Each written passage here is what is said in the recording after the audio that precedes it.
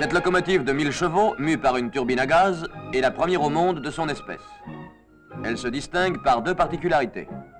C'est d'abord l'emploi d'un générateur à piston libre pour la production des gaz chauds comprimés alimentant la turbine, et ensuite la transmission directe et mécanique de la puissance de la turbine aux 4 essieux moteurs.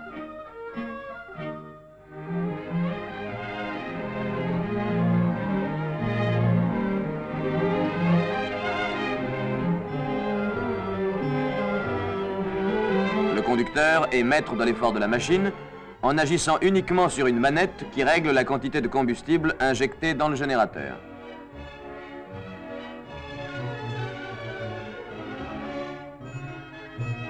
Pendant que nous sommes à l'intérieur de ce nouveau conquérant du rail, profitons-en pour donner quelques sommaires indications techniques. Le générateur à piston libre, qui consomme du fuel léger, moins coûteux que le gasoil utilisé sur les locomotives à moteur diesel, fonctionne comme celui-ci à 2 temps, suralimenté, à cylindres opposés. Des cylindres matelas d'air tiennent lieu de volant. Les gaz d'échappement du générateur, envoyés dans la turbine à une pression allant jusqu'à 3,5 kg au centimètre carré et portés à une température de 450 degrés, sont parfaitement supportés par la turbine.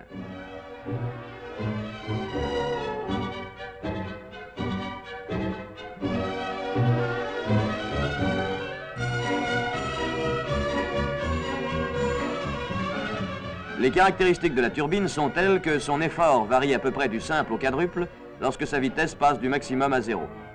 De ce fait, on a pu se dispenser d'un changement de vitesse manœuvrable en marche. Le réducteur comporte toutefois 2 démultiplications, interchangeables à l'arrêt, qui permettent d'obtenir 2 gammes de vitesse, 74 et 125 km à l'heure.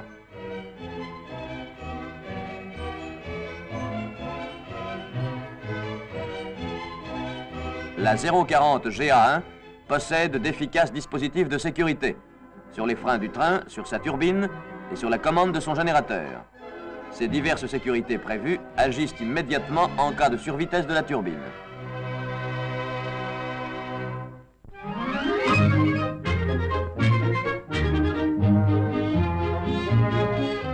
Les études qui se sont poursuivies depuis une dizaine d'années dans divers pays en vue de l'application de l'adhérence totale aux locomotives électriques à grande vitesse ont abouti en France en premier lieu à la réalisation des CC 7000, prototype des CC 7100, qui assure avec toute satisfaction le service des trains rapides sur Paris-Lyon, concurremment avec les locomotives 2D2 9100. Mais malgré les excellents résultats donnés par ces machines et les économies qu'elles procurent, la SNCF a poursuivi ses études avec les grands constructeurs en vue de réaliser des locomotives à grande vitesse encore plus légères, donc plus économiques.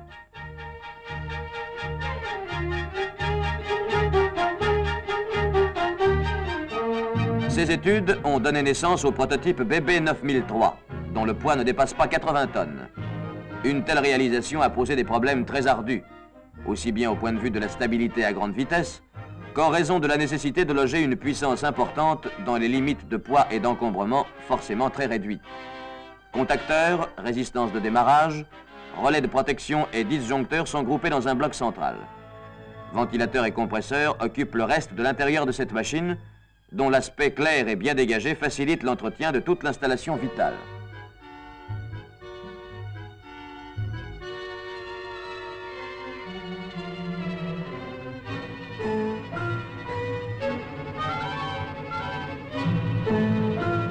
La partie mécanique, de conception purement française, présente de nombreuses dispositions qui permettent de réaliser un progrès très net dans les domaines de la stabilité à grande vitesse et de l'adhérence sur la voie.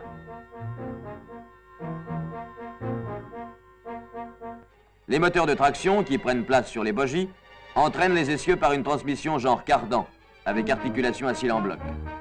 Malgré leur puissance respective supérieure à 1000 chevaux, chacun d'eux ne pèse que 4 tonnes, surclassant ainsi tous les moteurs existants. L'originalité de cette locomotive, très étudiée quant à la stabilité dans la vitesse, se signale par la concentration de toutes les masses importantes. Moteur suspendu au milieu des bogies, appareillage électrique groupé en bloc au milieu de la caisse, construction ramassée des bogies. De plus, il faut noter que les dispositifs intervenant dans la stabilité sont indéréglables.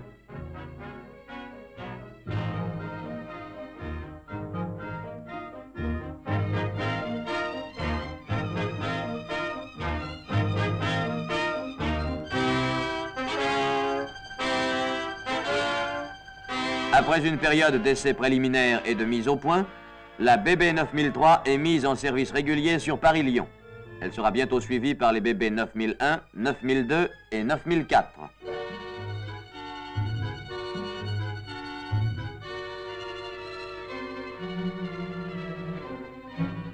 De sa cabine spacieuse à la parfaite visibilité, le conducteur électricien est maître des 4800 chevaux que peut développer en puissance unihoraire, sous 1500 volts, cette machine qui peut atteindre facilement la vitesse de 160 km à l'heure.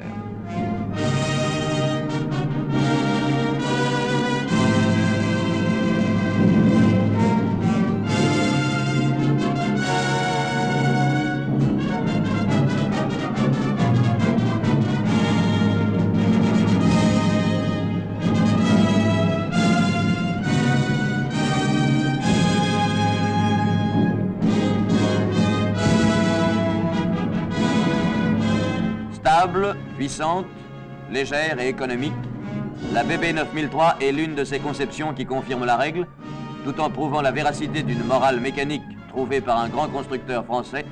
Le poids, voilà l'ennemi.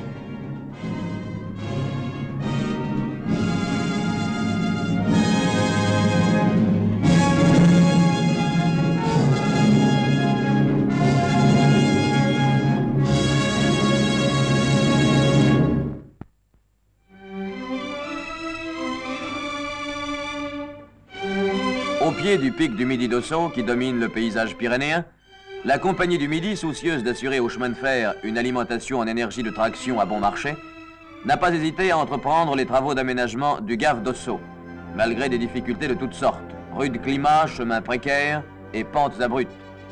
Un téléphérique et un petit chemin de fer à voie étroite furent construits pour relier le lac d'Artoust à l'usine, facilitant ainsi l'accès aux exploitants toute l'année et aux touristes l'été.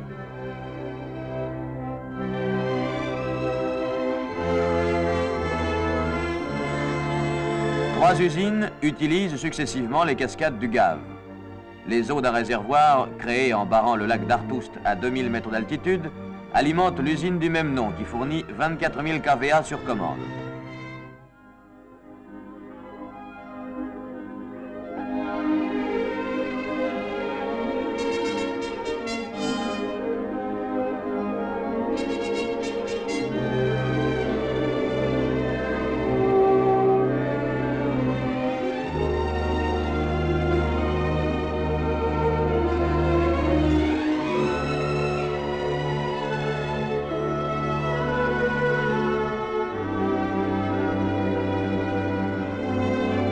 L'usine de Miège-Bas réutilise la même eau en fournissant 40 000 kVA sur sa génératrice.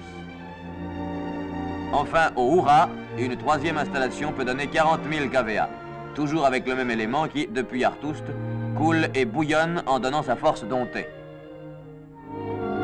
Depuis, la SNCF a édifié sur le gave du Brousset la retenue de Fabrège, qui vient renforcer les possibilités de l'usine d'Artoust.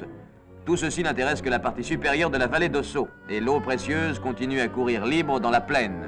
Libre, non. À Castet, à 10 km en aval du Houra, un nouvel aménagement est construit. L'idée maîtresse n'est plus ici de profiter de la hauteur de chute, mais de créer une réserve d'eau. En effet, la hauteur utilisable est bien faible, 7 mètres seulement. Nous sommes loin des 700 mètres de chute alimentant l'usine d'Artoust. La production annuelle de 7 millions de kWh escomptée justifie-t-elle une usine complète? Dans leur désir d'utiliser au maximum les ressources de l'eau, les techniciens se mirent à l'étude. En conclusion, ils imaginèrent d'utiliser pour la première fois en France des groupes spéciaux dits groupes immergés.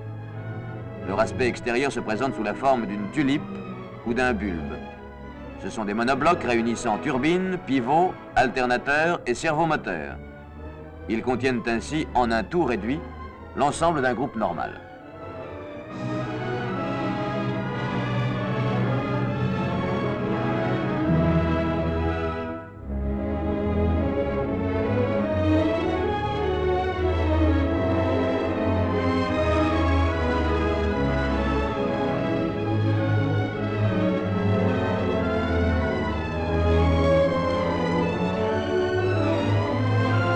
L'usine de Castet reçoit son premier groupe, qui va être descendu dans la fosse en béton aménagée pour le recevoir.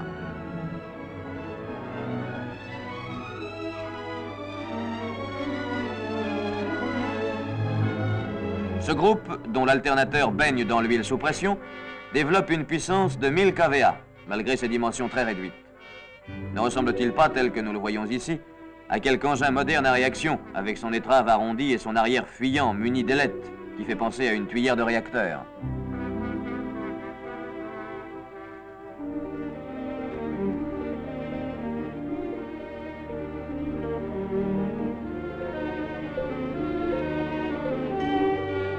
Lentement, le groupe descend dans la chambre d'eau, qui peut être rendue étanche par un jeu de vannes, et va prendre sa place dans la niche tronconique qui lui est réservée.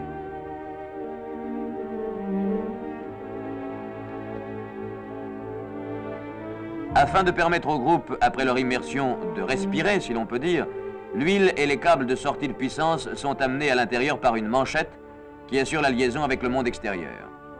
C'est ainsi que 2 groupes seront utilisés dans l'usine de casse-tête, qui, à plein rendement, pourra fournir 2000 kVA.